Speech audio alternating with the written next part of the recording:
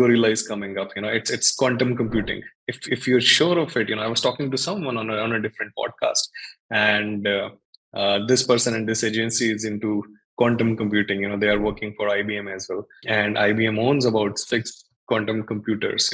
As of now, so they're creating a hybrid system where our server speeds are gonna be 150 times what they are right now, 150 at least. So our world is gonna be very fast now. It's gonna be, anything that will just click would be just easily accessible. Do you think, and I've not talked to any designer as of yet about it, but do you think that we are moving more into 3D space in the interfaces? How would the interfaces change when the servers are 150 times faster?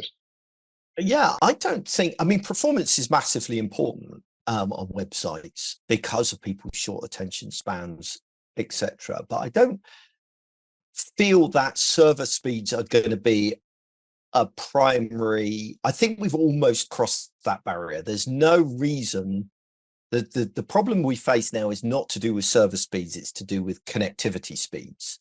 And of course, that's improving as well. I think what's more interesting in terms of the future of the web is actually the impact that AI is having and will increasingly have.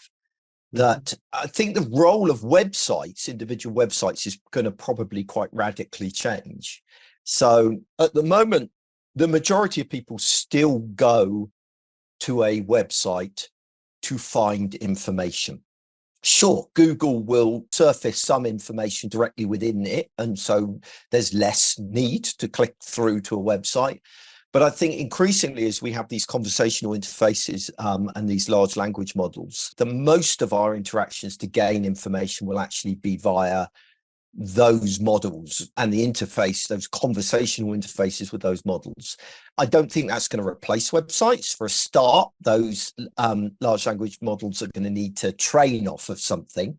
But also, I think people will still want to click through to, validate the information they're getting back from the large language model and to get additional context around it.